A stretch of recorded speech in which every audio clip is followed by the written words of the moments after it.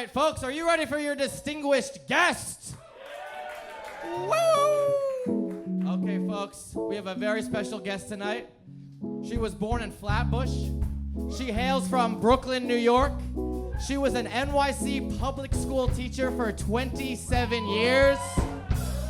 Also, she's my mom, Amy Scarola!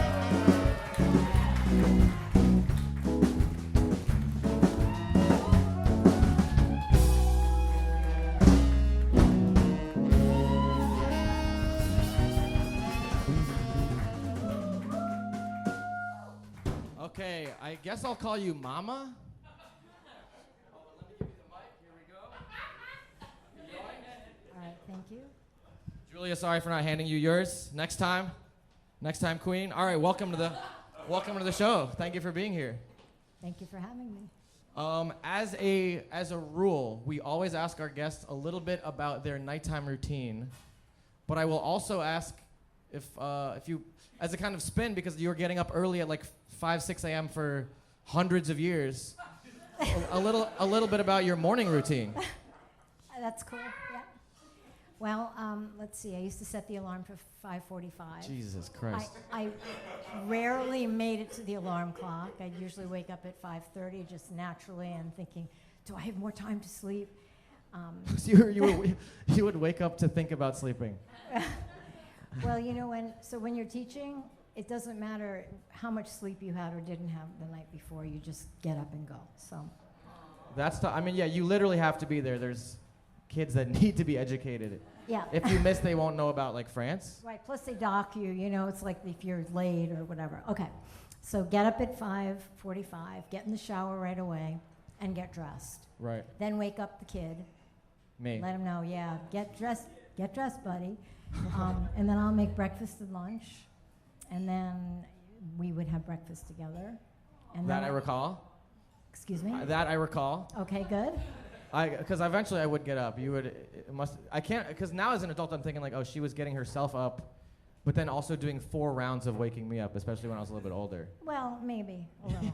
Yeah, when you got older a little bit. But pretty much you were a good cooperator. Good breakfast though, buttered toast, almonds. Yep. Some oranges. Granola. Cereal, very good. Yeah, a little. Nothing too fancy. Oh, just Violet can applaud for oranges. But it's a tough schedule. Yeah. So, and then you started, and you kind of didn't stop. You did it for 27 years. Yeah, well, so I did it before you came around. For sure. And then I did the remainder of the years, yeah. And you took 1 year, and you, instead of working in public schools, I took a year off because my dad was sick, and I figured I could, and you were young, so I got a job at the Archdiocese working in the Catholic schools. Right, so And she took a was year a off from trip. teaching, and then she just taught in the Catholic school. But I worked only, A famously lax environment. but I only worked about 3 days a week. Okay. Because I wanted to go see my dad and pick you up and whatever, so you had a little school too. And that was amazing because, you know, the pay was half of what I was getting. I mean, they don't pay them well. They don't get prep periods like the public school teachers. Could you hold the mic a tiny bit closer? Sure. Okay. The Catholic school paid half of what you were getting in the New York City public school system. Right. Which we'll talk about that a little bit later. Is also not great. Is not adequately funded. We love it. It needs more money. Shout out. You're going to be applauding a lot. Why did you become a teacher? How did you get into it? I think when I was a kid, I wanted to be a teacher. It just seemed like fun. I liked other kids, and I figured I'd want to be around them. And then there was that story. One day I was doing a lot of work in arts organizations because I was a painter, so I had like these little art jobs, like galleries and the framer. I learned how to frame, different things. And then I was walking down the street one day. I was working in a women's inner arts center, technical director of the film school. And I saw these little kids walking home from school, and the big kid was picking on the little kid, and I was like, this isn't going to work. There were no adults watching them. So I got into a conversation with them, and they listened. It was just really nice, and I thought, I should do something like this. Something of value, something important. So that's awesome. that was the seed. A true calling. She wasn't in it for the $400 a year. And so you taught, we won't say the names of the school, just for respect, but you taught one school for a number of years in the Lower East Side, Right. and then one in East Harlem. Right. Can you talk a little bit about those communities? I know there were some kids that were like unhoused. Right. Can you talk about like the communities Right. around the schools that you were working with? Okay, so the first school in the East Village that I worked in, well, the Lower East Side, there was one city block, and half was the school, and the other half was the shelter, where the kids, and there were 3 categories of shelter, just kids who didn't have homes, they were with their parents, or burnout. So if their apartment went on fire, there was a section. And then there was so it was like burnout and battery for the women who were not being treated well at home. They got to live there anonymously, different names. It was like there was no way of contacting them, and they had a pretty good record. And this shelter was a transition because they had social workers there for the kids. It was really pretty good. And for the families to help them to get jobs and to look for a real apartment. Right. But they did have like 2 families per room, like to each apartment. So you'd be sharing, like 2 mothers would be sharing with their kids. The shelters were not well funded at all. Really, yeah. And then this is something that I think I only found out when we were talking earlier.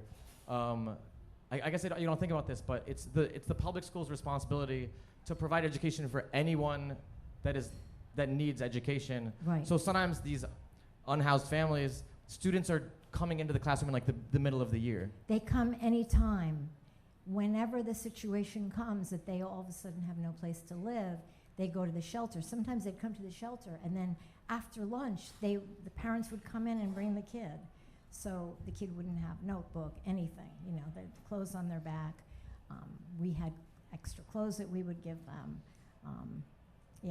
And you never knew when a kid came. We usually send them home with a notebook and pencils, whatever. You never knew how long they would last. They'd maybe be there the next day. Maybe they'd be there for the rest of the year. Damn, but Yeah. would it be kind of sad to then lose them? One day Yeah, they didn't exactly. come to school, and then you never saw them again. And then you found out from the social worker, oh yeah, they got a place in Jamaica. Okay, that's good. Okay, Mhm. cool. Damn. So you were also teaching in East Harlem, and like obviously people know it's like a big Puerto Rican population, but it's like a big immigrant community in general in East Harlem. Right. What was it like with having like a very kind of diverse student body? It was great. I mean, I don't know. Immigrants are great, Immigrants, they... You're here to hear literally first. People come to this country, and what do they want? They want to provide a good life for their family. And so, they want to support their kids as best as they can. And sometimes of course, many times they have so many challenges, but, they back you up. So I had one story when I was teaching downtown. There was only one Chinese person in my class, actually, and it was funny because one time there was this little racist vibe in the classroom. A racist vibe in the classroom. Little racist vibe. Somebody made some comment about like Chinese people. They made something, whatever, and I'm like, oh, this has got to be remedied. Good. So I wound up doing a whole unit on China, brought them to Chinatown, and by the end, like teaching them like Chinese calligraphy. This is 3rd grade. And by all of a sudden, then the kids are all into it. They're like, yeah, fortune cookies, let's make them, That's so awesome. it was really, it changed things around. But that's how it's done. That's pretty sick. But we also had the same little girl. I decided we were going to make puppets, so I told the kids to bring in socks, just socks, buttons, felt, whatever you have at home, Right. little things that we're going to make. Every kid's gonna make a whatever. puppet. Every kid's going to bring make in a some puppet. socks. The next day, 5 kids bring socks. 5. But the Chinese mom came in with a big bag, and she's like, for the whole class. Hell yeah. Shout out. That's great. Shout out. Yeah, That's pretty coal. yeah, Shout out to that specific mom yeah, she was great. for bringing in socks for the whole class. Just an anecdote, not a representative. Anyway, I shouldn't say anything. So let's talk about the meat and potatoes. Okay. Public schools are good and important. Public schools are for the people, yes. It's really, when we were coming over here, my husband, who was here, said, you're not against private schools. And I said, no, I'm not against private schools, but public schools should be there for everyone. And what I'm not hot on is the charter schools. And the reason why, like if you're in a building, like for example, I'll just give you a personal, my personal experience. We're in a building and there's a certain amount of attrition and we have a couple of extra rooms and then charter school is coming in and then they actually go into every room to see how many kids are in the classes, like how can you condense, like look at this closet space. Maybe the reading specialist can work out of the closet. Or the art teacher, why does she need an art room? Why can't you just have the art teacher get a cart and wheel around her art supplies to every classroom so the children can have art in their rooms? I mean, an art teacher without a room is insane. And to be clear, what we're talking about is there's been a public school for decades. Yes, right? For 100 years. This one that I've been, I'm not going to say the name, but it's like, was like 3 floors, four? 5 floors. 5 floors.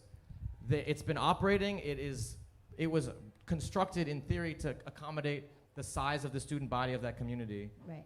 The charter school comes in, they're not building their own building in many cases. Right, so they get They're the top taking floor. over the top floor. Right, so they said, okay, so you guys move down, we'll take the top floor. Now I had a classroom in the top floor and you know, it gets pretty hot in the May, June, because the sun is beating on the roof. We had no air conditioners. Charter school comes in, all of a sudden before they come in, they paint the entire 5th floor. They put air conditioners in all the classrooms. And then the kids come in and they're all wearing uniforms and then it's like a whole new crew of young teachers. And they're non-union, we're union, that's a whole other story. So union is so important. Because the principals in the charter school, if they had all these young new teachers, and what do young new teachers need? They can't be great teachers, they need to have mentors, they need to be buddied up with an experienced teacher. When you have an entire staff of new young teachers, there's nobody really to rely on. So the principal came in to observe them, they didn't like what they saw. I mean, there were teachers that were told, don't come back after lunch. And then they'd break up the class. Because it's like privately owned. Well, because or they it, get or it's, the it's corporate independently money. managed, so they're you know, that's the issue with unions.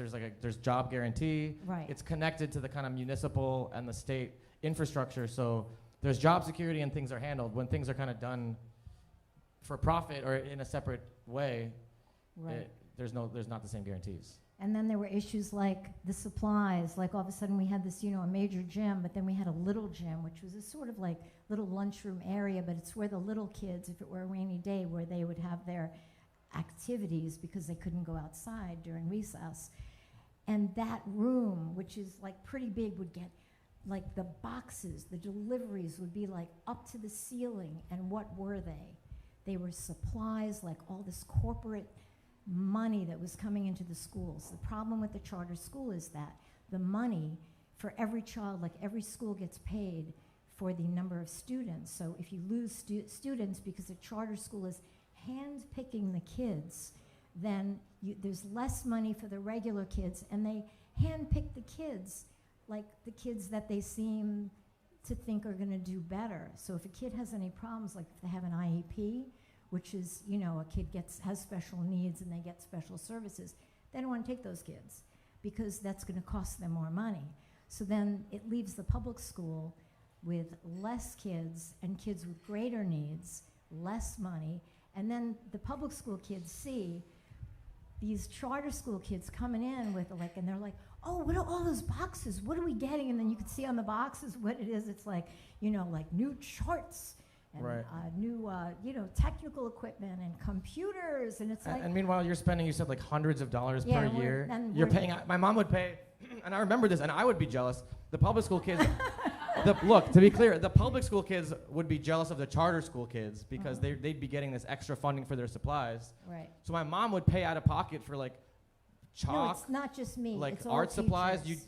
For the bulletin boards, you'd go Yeah. crazy. She's an artist, so she'd go crazy on the bulletin boards. Hell yeah, dude.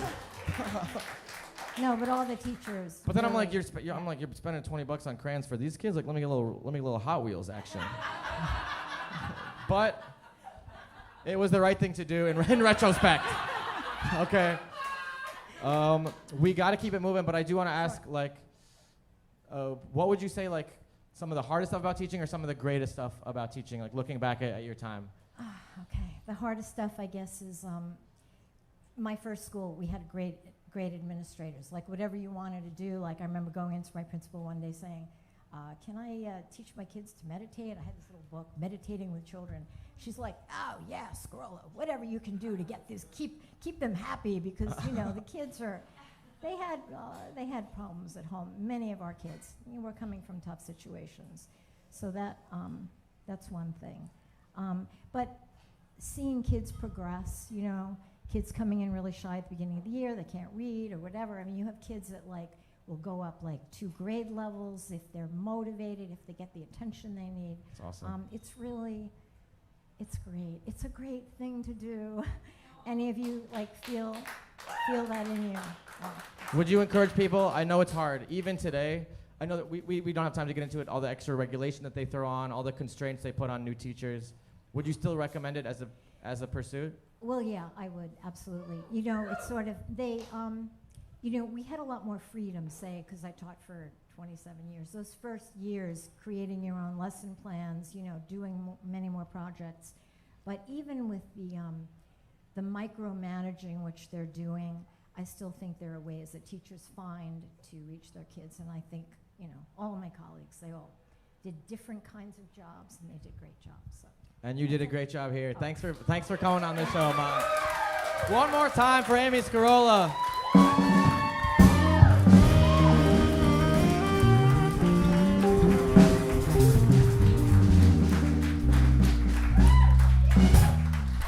Folks, I know what you're thinking. God, I wish we could talk about that for another 2 hours. Well, we did a longer form interview.